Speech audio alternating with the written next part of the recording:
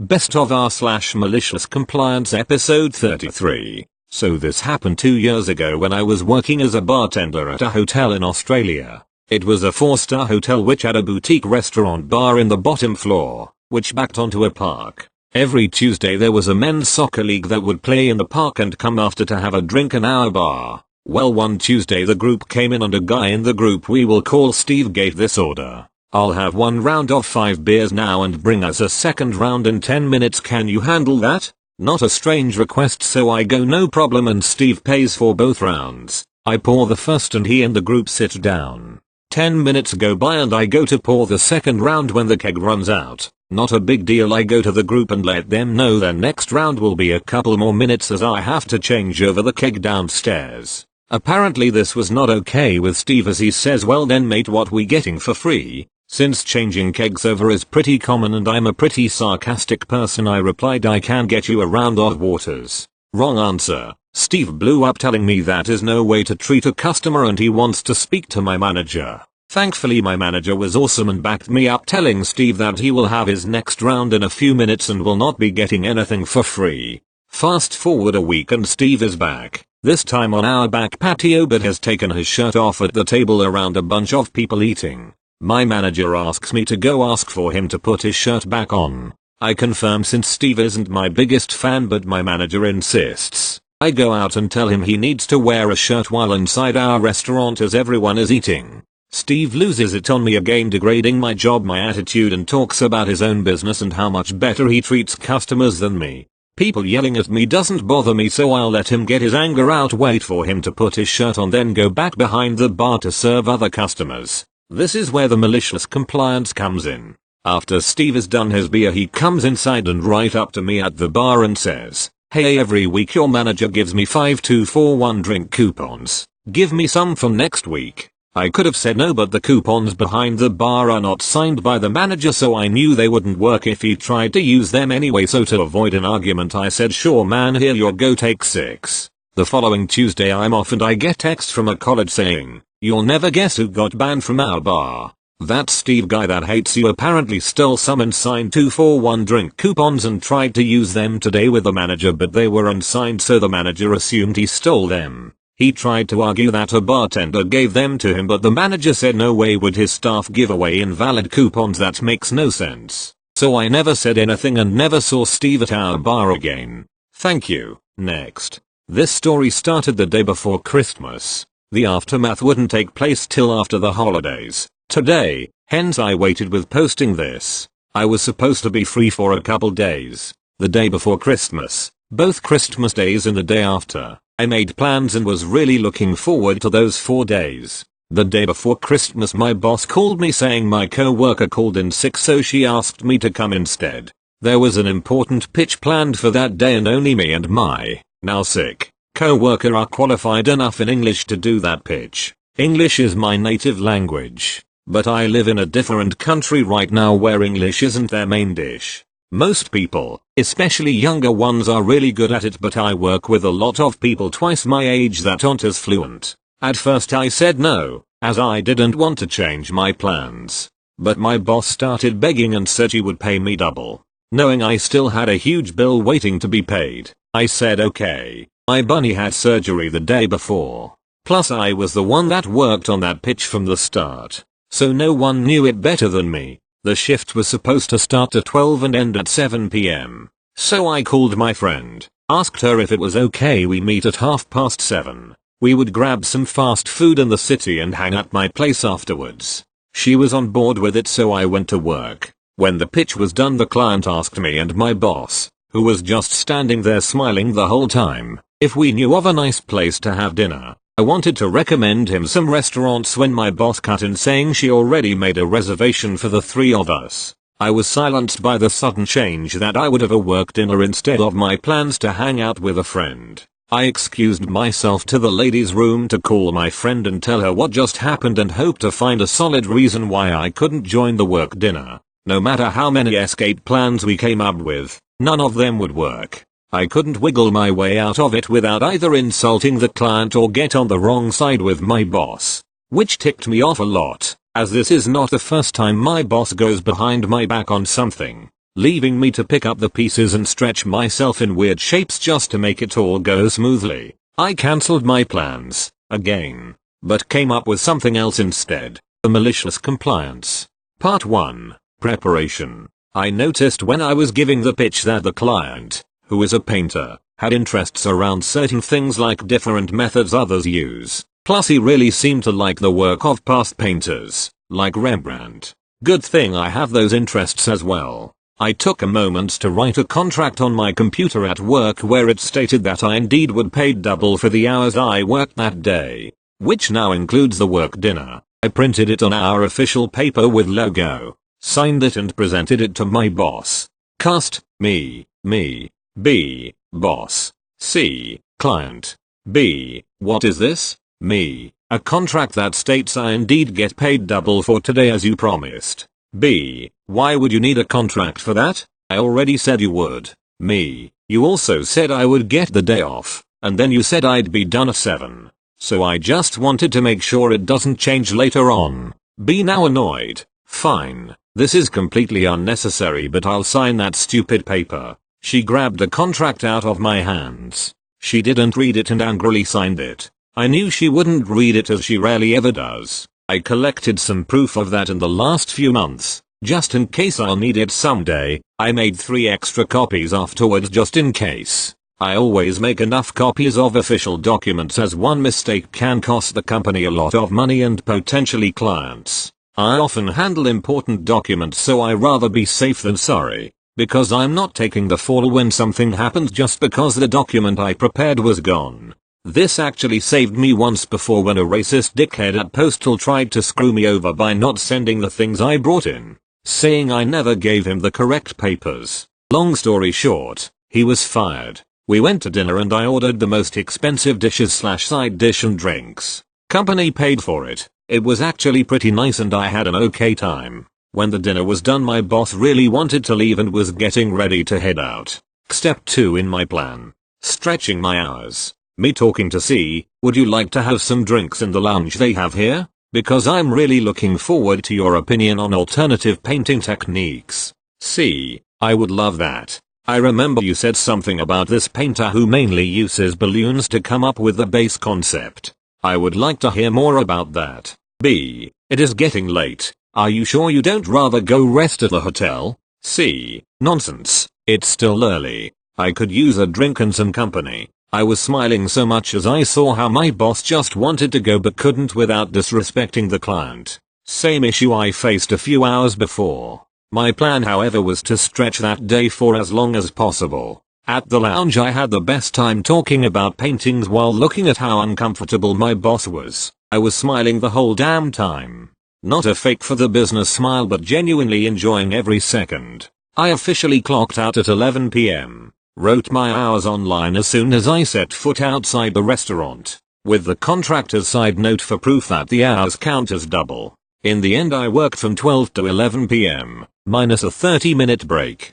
Step 3. The discovery. Fast forward to today, 7th of January. I get my paycheck the 15th each month and my boss has to give the final approval on the hours written down. Usually she approves them within 2 days but since she was on holiday until today, it took longer. I was doing some paperwork for the incoming paintings when my boss came barging in. B, what is this? She shoved her tablet in my face, a bit too close so I couldn't see what she tried to show. Me, a tablet? B, even more frustrated, you wrote down WAI 2 many hours for the 24th. Me, I can't imagine I did, as I wrote it down the exact moment we stepped out of the restaurant.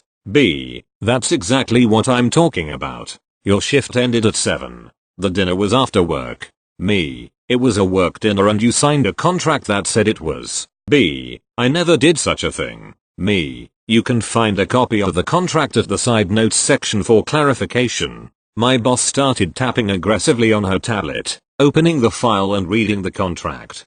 B, but, I never saw this. Me, I'm positive that I showed it to you, as that is your signature right there. My boss didn't say another word and walked away, her face still red due to the anger. I didn't see her for the rest of the day. When I clocked for the day I checked my previous hours. She approved all the hours, double pay, On the 24th. All that's left is waiting for my paycheck.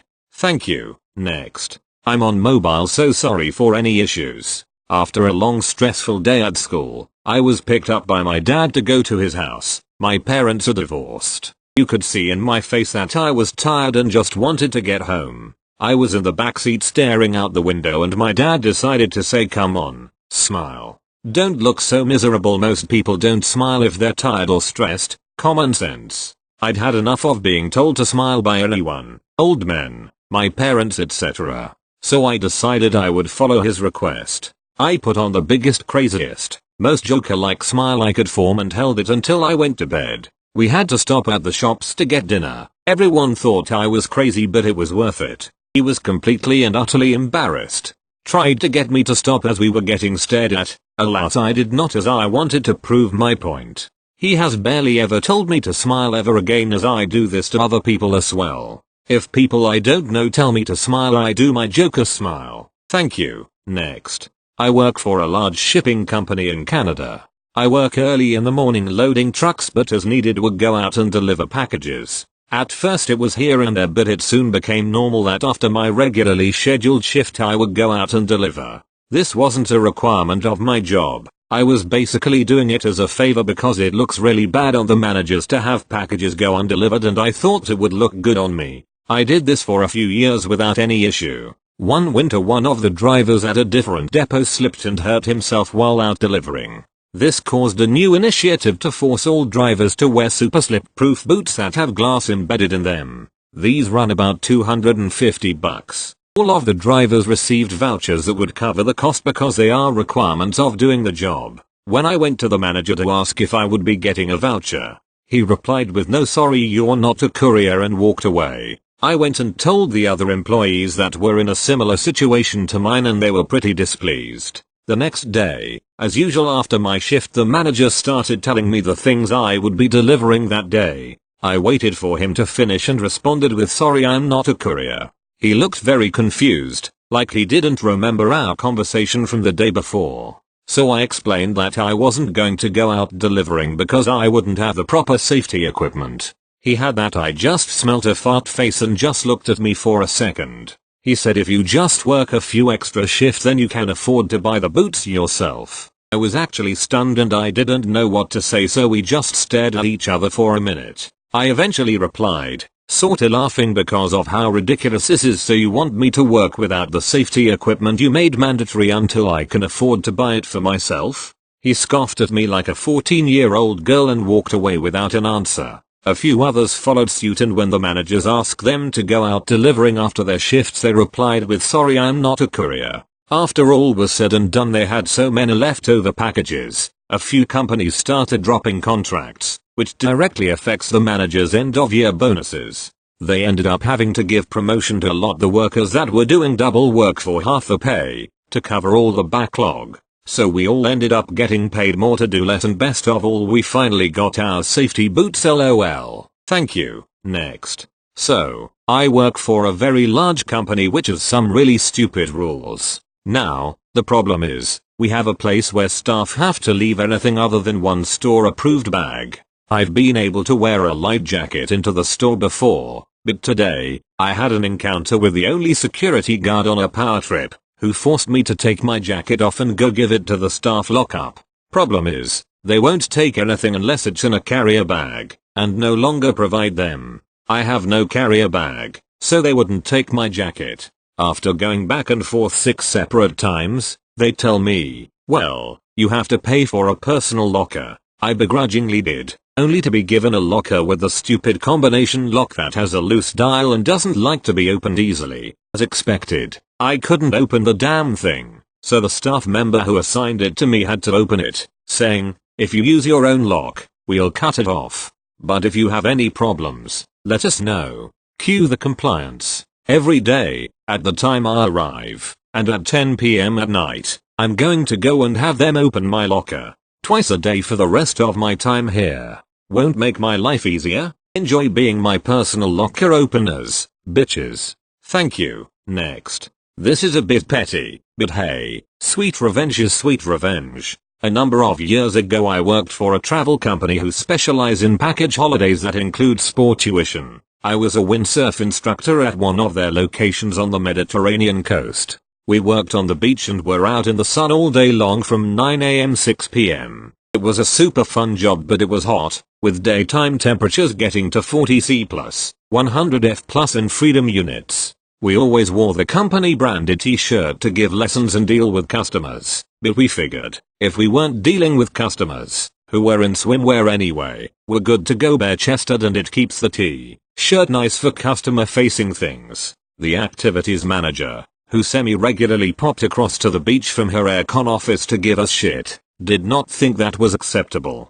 She would paddle across the lagoon on a sup and tell us that we were to wear company garb at all times, and that she'd seen us shirtless through binoculars from the hotel. She'd also perform shaving inspections on the boys and chew us out if we had 5 o'clock shadow. As we were issued only one t-shirt a day, we wore them exclusively for lessons. If we got them wet they stayed damp and horrible and looked awful, so we didn't wear them whilst dragging boats around and fixing stuff. The alternative to the t-shirt was a thick rash vest, made of non-breathable material, with a turtleneck and long sleeves. They looked like the old Star Trek uniform and cooked whoever was wearing them in the midday sun. We were instructed to wear them or the t-shirt. After we decided to go with the t-shirt, the manager decided that she didn't want us giving lessons wearing wet and dirty shirts, so insisted that we wore the rash vests when not teaching. We all hated it, and became very grumpy because we were hot and looked like heat-stroked Star Trek extras. The manager notices our lack of morale and asks why we're all so pissed. To be fair to her, she listens and says she understands that we're all roasting in our plastic bag rash vests, but that we have to wear them. However, this is entirely her choice and not company policy. She wouldn't budge, but did agree that we could use a hot knife to at least remove the arms and make them into short-sleeve plastic bags. This is where the malicious compliance comes in. We hot knifed the arms off in the most redneck way possible, leaving just little shoulder flaps. Now we looked like meth-addicted Star Trek extras from the deep south. The new vest wasn't too hot if you dunked yourself in the sea before being on land for any amount of time, so for the rest of the season every lesson was instructed by a dripping wet spacefaring redneck. The customers liked the look as they were generally good-natured and had a decent sense of humor, although we did get plenty of questions, which we happily answered. The activities manager wasn't impressed. However, since we were always wearing company garb, we were following her orders. The next season the rash vests had gone and so had the activities manager. Edit missed out a word. Edit, replaced acronym. Thank you, next. Long time reader, first time poster, etc. etc. PL. Doctor down at the bottom for y'all. I work in a library, almost done with school to become an actual librarian. Right now I'm just reference staff. I mainly do shifts at the desk, answering questions, checking out materials, etc. It is very important that if you are scheduled on the desk, you must remain on the desk the entire time, and you must call and back up even if you're just using the bathroom. This is because our cash is in a drawer at the desk along with Wi-Fi hotspots, open computers with patron information, cell phones both lost and staffs, and an array of other very expensive things that people with sticky fingers may walk away with. My library is in a bad part of town. We have a lot of people who steal, either books or computer keyboards or even just toys from the kids area. Our cash drawer has upwards of $1,000 in it at any given time. It's a very big deal to pay close attention to your surroundings and not leave the desk unattended for even a moment. Not to mention the library's policy of no patron left unassisted, no matter what. Enter the big boss and my malicious compliance. Big boss is the library director, the very top you can get. She hasn't worked in an actual library in at least 20 years, having been doing the corporate side the whole time. She's a little rusty on policies. When she shows up we're all supposed to grovel at her feet and obey her every command because she can fire us like that. It's my desk shift. Unfortunately, our aide that does shelving has been out, so all of our shelving carts are full. We've all been chipping in when we aren't on desk but returns keep coming and there isn't enough time. Big boss doesn't like this. She says it looks unsightly. She sees me. Bitter. Get some shelving done. She says. I will, I reply, as soon as I'm off desk. There's nobody here. she says, ignoring the people who are very much here. Stop being lazy and do your job. I am doing my job, ma'am, I say as nicely as I can. However, I cannot leave the desk unattended due to theft, and if I leave, nobody will be here to assist patrons. Nobody steals in a library, Big Boss insists. I open my mouth to argue, but she holds out a hand as if I'm some plebeian that dared to speak to the royalty. I know how a library operates. You aren't even a librarian, and I have been a librarian, manager, and now the director. I think I can decide what's okay. Now get this shelving done. You're making the branch look bad. You want me to leave the desk and shelve instead? I ask, wanting to clarify. She scowls. That's what I said, she snaps. Go. Alright then. I shrug and stand up, walking towards the shelving cart and beginning to sort. I wheel away a cart of fiction, ignoring the patron waiting at the desk for help because I have been directed to shelve, and the big boss knows how libraries work. I'm shelving for about 15 minutes when my manager comes storming up to me, furious. I never see this dude furious, so I'm bracing myself. What the hell are you doing? He hisses. You are on desk. I shrug. Big boss told me to stop being lazy and shelve, I say. My manager looks confused.